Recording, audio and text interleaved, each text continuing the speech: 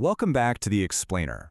So if you caught our last deep dive, you know we mapped out the data landscape for 22 top and mid-tier universities across Taiwan.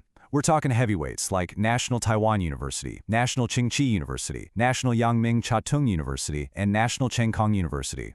Well, today we're taking that exact same rigorous analytical lens, but we're locking it exclusively onto Feng Chia University.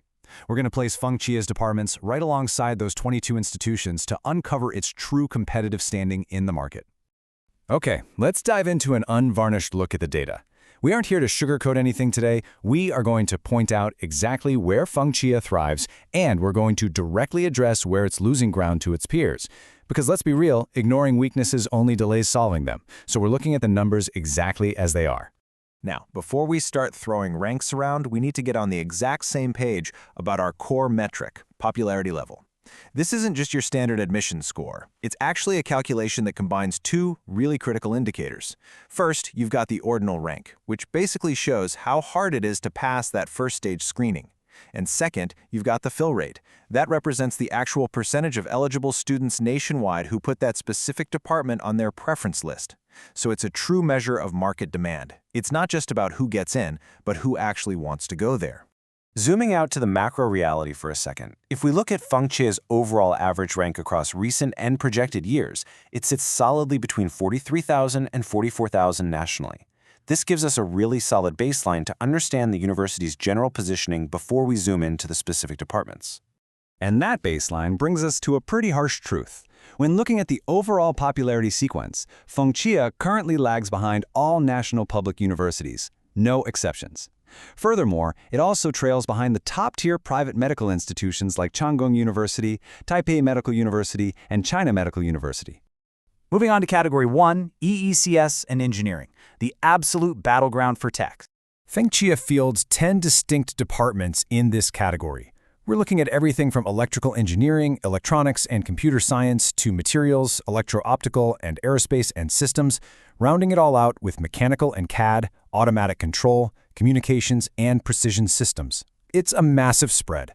But among all of these, electrical engineering is the undisputed flagship of the campus. Now, what's really interesting here is the direct comparison. Feng Chia's flagship electrical engineering department sits at a rank of 397 nationally. In a direct head-to-head matchup with similar private peers, it does slightly edge out Chunghwa Christian University, which sits at 408. However, it still falls behind Chunggong University's EE program, which comes in quite a bit stronger at 368. Let's shift gears to Category 2, Business and Finance. Historically, this has been a massive stronghold for the university. Let's see if the data backs that up today. We're tracking 7 departments here: public finance and tax, accounting, economics, finance, international trade, marketing, and cooperative economics. Interestingly, out of this entire group, the data shows a completely unexpected surge for public finance and tax. Why? Well, it's highly likely driven by students prioritizing super stable government career paths over the traditional corporate routes. But we absolutely must address those core business degrees directly. Feng Chia Finance ranks a distant 582nd. When you place it next to similar programs, it's completely overshadowed. National Central University's business ranks 145th. National Chengxing University Finance is 253rd, and even its direct private peer, Chungyuan Christian University Finance, performs significantly better at 413. That is a glaring gap. Next up, Category 3, Architecture, Planning, and Civil. For a very long time, this was considered the absolute jewel of Central Taiwan's private education. Let's break down the 6 departments in this group: land management, urban planning, architecture, civil engineering, water resources, and interior design. The data paints a really split picture. Civil engineering is actually holding its ground quite well, basically buoyed by national demands for infrastructure and semiconductor facility construction.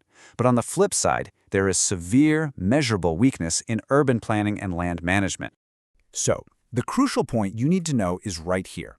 Despite its immense local prestige and history, Feng Chia architecture is drastically lagging on the national stage. It currently sits at a rank of 714, placing it well behind both Tunghai University at 566 and Chungyuan Christian University at 634. All right, let's round out our department tour with Categories 4 and 5, Humanities and International Dual Degrees. We've got the 10 remaining departments here. the traditional humanities like foreign languages and Chinese, the math sectors with applied math A, statistics, and applied math B, and those highly promoted international dual degrees, Purdue EE, San Jose EE, Queensland EE, RMIT Business, and Monash CS. Looking across this entire board, we immediately see extremely low popularity indices. We're talking mostly ranking past the 800 mark. The high-cost international dual degrees are particularly struggling to attract broad student interest in the domestic market right now.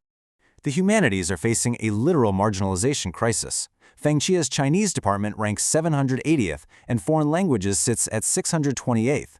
They aren't just trailing top public schools like NTU and NCCU, they're actually falling significantly behind their direct private peers too, like Tsinghua University at 587 and Tamkang University at 472. We've seen exactly what the data says, but numbers don't exist in a vacuum, right? We need to understand the variables driving these massive shifts. Look at the timeline over the last few years. 3 major events perfectly map to the wild fluctuations we are seeing in the data. The 2022 new curriculum rollout, a localized strategy shift in 2022, and a massive government policy change in 2024.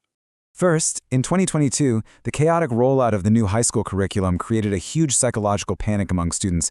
High-scoring students, anxious about how the new system would work, just played it safe. They applied to mid-tier schools as safety nets, a downward filling effect. This created an artificial, completely temporary spike in Feng Chia's difficulty ratings for that specific year, which then sharply corrected. Second, also in 2022, Feng Chia adopted a strategy to split several departments into A and B groups, like we saw earlier with applied math. Frankly, this was a strategic misstep that disastrously diluted their brand concentration and splintered the application volume before they eventually realized the issue and merged them back together. Finally, 2024. The government rolled out a 35,000 NTD tuition subsidy for private university students. This is a game changer because it drastically shrunk the financial gap between private and public universities. This policy gave a much-needed, very visible boost to Feng Chia's engineering and tech appeal, allowing them to recapture students who might have otherwise chosen remote public schools solely for financial reasons. But hey, despite that slight, subsidy-driven recovery in the engineering sector, we have to look the overarching data right in the eye. Currently, over 60% of Feng Chia's departments sit at a rank of 700 or worse nationally. That is not a blip, that is a systemic vulnerability. The numbers definitively prove that relying solely on government tuition subsidies just won't be enough to catch up to mid-tier public schools. True, fundamental academic positioning is required. A university has to elevate its distinct irreplaceability if it wants to win back student preference across all faculties, not just in engineering. So, what's the big takeaway you should leave this explainer with? It boils down to this final question. Can Feng Chia survive the severe marginalization of its humanities programs and the brand dilution of its historically strong core business and architecture degrees? Can they reinvent these weakened sectors, or will they have to accept a permanent backseat in Taiwan's highly competitive higher education landscape? Thanks for joining, and keep analyzing the data.